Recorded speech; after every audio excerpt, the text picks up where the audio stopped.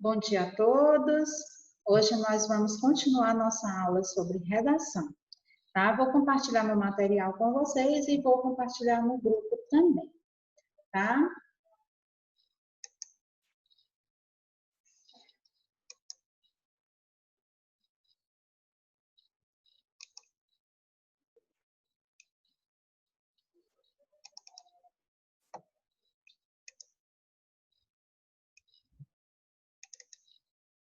Pronto. Hoje eu vou fazer uma redação, uma revisãozinha breve sobre a introdução, tá? A introdução é a primeira parte do texto, é o primeiro parágrafo do texto, e nela deve estar a nossa tese, tá? No primeiro parágrafo eu já tenho que deixar claro para o meu leitor aquilo que eu vou defender. Isso eu já trabalhei na sala com vocês, e inclusive eu dei vários tipos de introdução para vocês, né? Como começar? Aqui eu vou relembrar alguns, os mais utilizados, tá? Mas vocês sabem que em sala de aula eu trabalhei 13 com vocês. Porque muitas pessoas têm dúvidas, como que eu vou começar esse texto, tá? Não esqueçam da tese, de mencionar a tese. O leitor não pode sair do primeiro parágrafo de vocês sem saber aquilo que vocês vão defender. Então, eu trabalhei com vocês a interrogação, um pouco mais enfática do que a pergunta. A interrogação ela exige uma resposta imediata. Coloca um exemplo aqui, o exemplo que eu também trabalhei em sala, mas vocês podem pesquisar outros. A definição também é muito simples, é definir aquele tema com as minhas palavras, a maneira que eu vejo aquele assunto, ela é muito recorrente na introdução. A citação, que eu citar um livro, um filme, uma série que tem aquela temática proposta pela redação. A alusão histórica, que ela pode constar na introdução, mas ela pode também ser um argumento de autoridade, e que eu digo sempre para vocês que eu prefiro que fique no desenvolvimento, porque eu tenho outras formas para introduzir. Eu tenho mais formas para introduzir do que para argumentar. Tá? Então, deixem a alusão histórica, a não ser que vocês tenham muito conhecimento histórico sobre o tema. Tá? A enumeração, que é um pouco diferente da adjetivação, como vocês estão vendo aqui. Tá? A adjetivação é o uso de adjetivos. A enumeração é o uso de substantivos. Tá? Só isso basta? Não. Eu vou começar enumerando, mas depois eu tenho que dizer a que se refere essa enumeração. A adjetivação também. Interessantes essas formas, porque elas chamam a atenção do leitor, elas causam um impacto assim, para o leitor. E o leitor quer ver o que é que você vai dizer depois da adjetivação e depois da enumeração. Mas que fique claro que a enumeração é o uso de substantivos e a adjetivação o uso de adjetivos. Tá? Eu trabalhei bem mais em sala. Tá? Importante lembrar que tema não é tese. Tema é o assunto que vai ser trabalhado. Tese é aquilo que eu vou defender. Tá? Aquilo que eu vou defender é a minha tese. Por exemplo, se nós fôssemos falar sobre a situação que nós estamos vivendo hoje, falar sobre o Covid-19, eu poderia colocar para vocês a seguinte temática.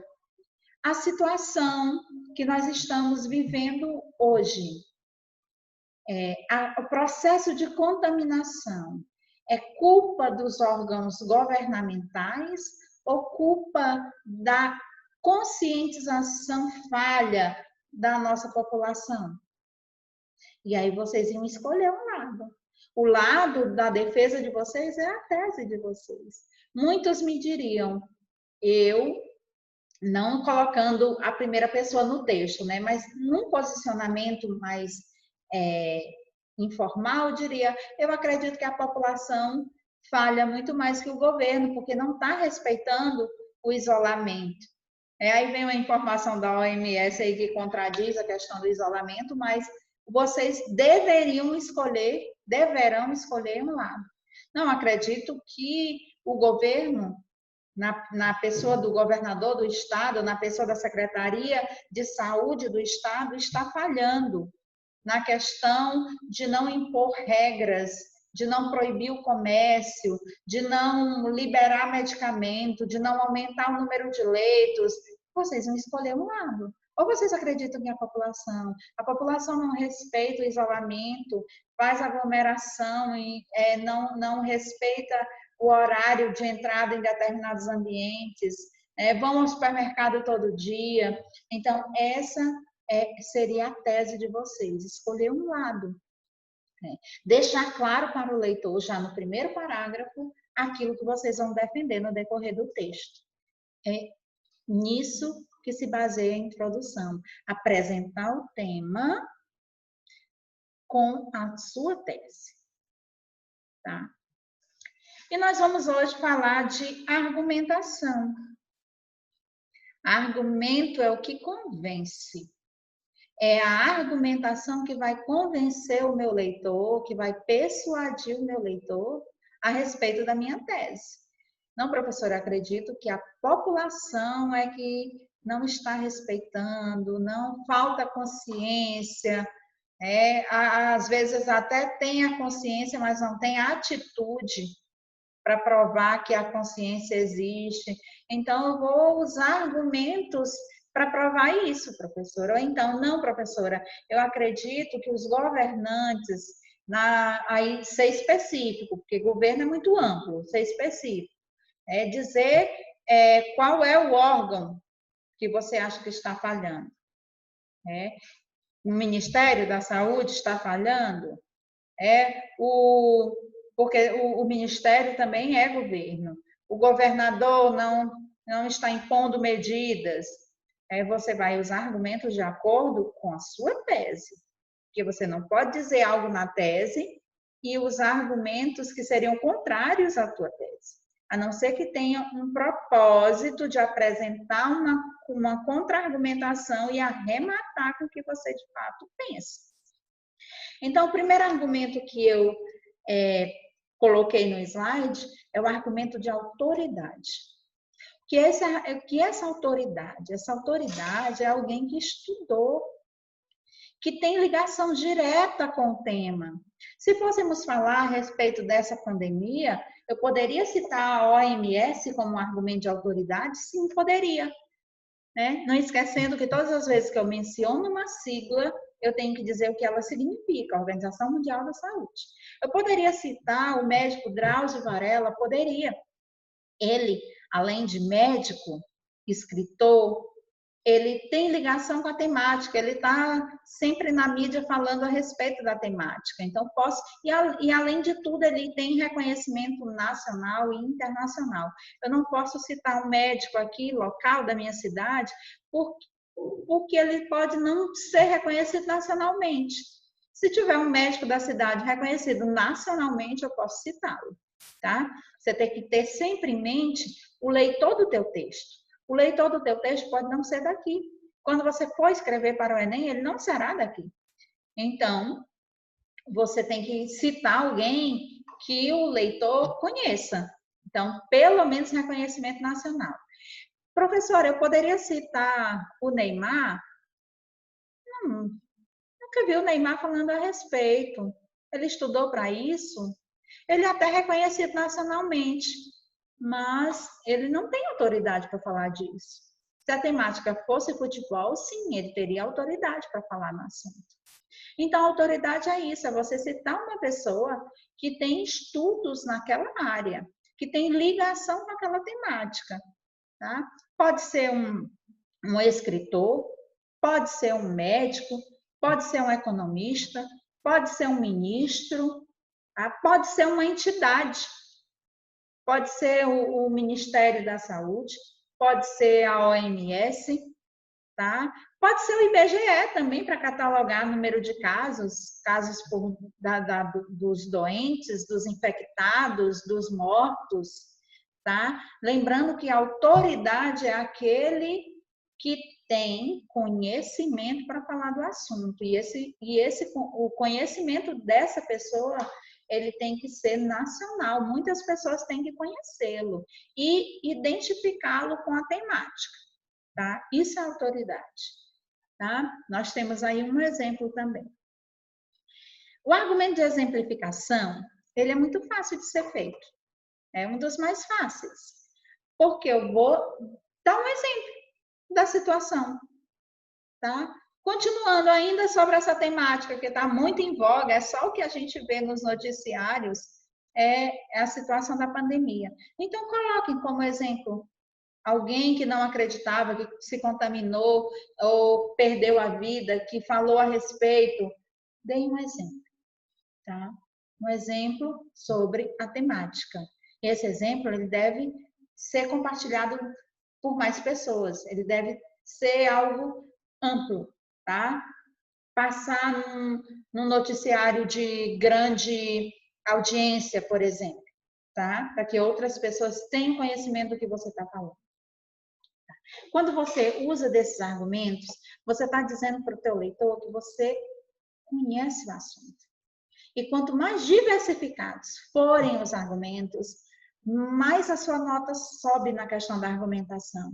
Porque você está mostrando que conhece várias áreas, que você conhece da biologia, da história, da economia, de atualidade. Então, quanto mais diversificados, mais a sua pontuação sobe. Alguns alunos me perguntam, eu usei argumentos, minha argumentação não atingiu os 200 pontos. Talvez porque houve falha na sua argumentação, ou então você argumentou dentro de uma mesma área do conhecimento, tá? Quando você cita um escritor na área de códigos, quando você cita um médico ou um cientista, aí você está citando uma outra área, isso vai aumentar a sua pontuação, tá? Argumento de provas concretas. Esse argumento de prova concreta, ele trabalha basicamente com número. Não se refuta números. Não se questiona pesquisas, porcentagens, número de vítimas, número de infectados. Todos os dias na nossa cidade está saindo um boletim e lá tem vários números. Esses números, eles são provas concretas do que acontece, tá? Mas pensando sempre no que é nacional, tá? Prova concreta, porcentagem. Pensem sempre em números, na questão quantitativa. E eu não posso deixar esse número à toa. Eu tenho que dizer de onde que ele vem. Foi uma pesquisa feita, a OMS publicou tal, a Secretaria de Saúde ou o Ministério da Saúde lançou o boletim dizendo que tantas pessoas estão morrendo no Brasil, que a curva ainda é ascendente com relação à pandemia. Eu tenho que apresentar, junto com o número, quem é responsável por aquele número. Isso é prova concreta, tá? Às vezes aparece lá no texto motivacional da minha redação, professora, eu posso usar? Pode. Não se muda o resultado de uma pesquisa, mas lembrem-se sempre da paráfrase. Eu até digo que vocês podem usar aquele recursozinho da subtração ou da adição para apresentar um número diferente, mas com relação à mesma pesquisa. Então, sempre que se falar em número, nós estamos falando de prova concreta, não esquecendo de mencionar quem é o responsável por aquele número, tá? Sempre é fruto de uma pesquisa, de um estudo, é uma entidade que apresenta, então tem que mencionar, tá? O argumento por analogia, ele é também chamado, essa analogia quer dizer comparação, tá? Ele também é chamado de argumento de comparação. tá? É quando eu eu estabeleço um paralelo entre dois lugares onde a situação ocorreu de forma semelhante ou com aquela temática, em algum ponto se toca a questão da interdisciplinaridade, a interdisciplinaridade. Por exemplo, quando o Museu do Brasil pegou fogo, eu poderia traçar um paralelo, por analogia, comparar com a Catedral de Notre Dame, que também foi a questão do fogo. Há uma interdisciplinaridade nisso. Eu posso mencionar a questão que está acontecendo no Brasil com relação à pandemia, com o que ocorreu na China, com o que ocorreu na Itália. Isso é analogia. Eu posso, inclusive, comparar com outras doenças. Tá? Isso é analogia, que foi tão devastadora quanto o que está ocorrendo agora. Isso eu posso estabelecer essa comparação dentro do meu país, um estado com outro, como eu também posso comparar um país, o meu país com outro, tá? Então, isso é o argumento por analogia. Eu não coloquei aqui porque eu coloquei na introdução a questão da alusão histórica. Mas eu já falei para vocês que a alusão histórica ela também pode ser usada na argumentação, e eu até gosto muito dela na argumentação. Por exemplo, se eu associasse ao que está ocorrendo hoje com a gripe espanhola, por exemplo, eu estaria fazendo a argumentação histórica, estaria fazendo uma alusão histórica, e estaria correto. Eu estaria abordando uma outra área do conhecimento. E isso iria aumentar muito a minha pontuação, tá? Então, eu não coloquei aqui, mas lembrem-se que quando eu estava trabalhando a introdução, eu falei que a alusão histórica, ela pode ser usada na introdução, mas ela pode também ser usada para a argumentação. A prova concreta também tem pessoas que usam na introdução, não tem problema nenhum. Eu prefiro na argumentação, porque os números, eles convencem. Tá? Convencem muito, muitas pessoas. E o outro argumento que eu coloquei aqui, coloquei por último de propósito, a questão do senso comum. O argumento de senso comum, ele é válido quando eu não tenho os outros. Porque ele não é comprovado pela ciência, ele não é comprovado pela história, ele não é comprovado pela pesquisa. Então, a validação dele é menor. Então, eu vou ter uma pontuação menor, tá? Na minha argumentação. Porque o que eu falei não está comprovado dos outros tipos de argumentação, entendeu? Então, esse tipo de argumento aqui é o último que eu devo usar. Quando eu não tiver os outros. Porque eu já sei que a minha pontuação ela não será a máxima. Tá? Porque aqui mesmo eu estou dizendo, é de senso comum. Ela não tem comprovação científica nem histórica, né, para validar o que eu estou dizendo, para persuadir, para apresentar com mais convicção as minhas ideias para o meu leitor. E vocês são ótimos de convencer. Informalmente, vocês são os melhores para convencer. Quando vocês querem algo ou ir a algum lugar, vocês conseguem convencer o pai e a mãe, apresenta os mais variados argumentos. Então, vamos só trazer isso para o papel, tá? Mas uma coisa eu quero deixar bem claro. Dominar tudo isso que eu estou dizendo é válido, muito válido. Eu tenho que dominar a técnica, mas além disso, saibam que vocês precisam ter leitura de mundo. Como é que vocês vão ter um argumento de autoridade num assunto que vocês nunca viram, nunca leram, nunca assistiram? Como é que vocês vão ter um dado concreto se vocês não estão lendo, não estão acompanhando, não estão lidando com o que está ocorrendo no momento? Tá? Então, gente, eu quero finalizar a minha aula mostrando um slide que está lá no final, porque eu não concluí ainda os meus slides, eu vou encerrar por aqui na questão da argumentação, mas eu vou mostrar o meu último slide, que é esse aqui. É uma frase do Monteiro Lobato. E sem isso aqui eu não posso escrever nada. A técnica me é muito útil, Mas sem conhecimento de mundo, o que é que eu vou fazer com a técnica? Então, o segredo para bem escrever é ler. Tia, só vou ler os clássicos que a senhora fala tanto. Não, eu tenho que ler o mundo, eu tenho que ler tudo à minha volta, eu tenho que ler clássicos também. Bula de remédio, sim. Gibi, as séries, sim. Assistir a um filme também. Eu tenho que ler tudo, tudo é leitura. Eu preciso ler tudo que está à minha volta, eu preciso ser um cidadão consciente do que ocorre à minha volta. Eu preciso conversar sobre isso com pessoas mais instruídas que eu, com adultos, o que eles pensam a respeito disso. Eu preciso, não se escreve do nada não se escreve. A gente escreve com base em outras leituras. Então, eu encerro a minha aula, a minha videoaula de hoje, com essa frase do Monteiro Lobato: quem não lê, mal fala, mal ouve, mal vê, tá? Então, é preciso casar a compreensão da técnica com o conhecimento de mundo, senão não vou ser um bom escritor. É preciso ler, tá? É preciso estar antenado com a leitura. Preciso ler o mundo, ler tudo que está à minha volta. Então, eu me despeço por hoje. Eu não passei a atividade, vou passar no grupo, tá certo? Eu lá no grupo eu passo uma atividade para vocês e na próxima aula eu faço uma revisãozinha sobre argumentação e passo para a conclusão, tá?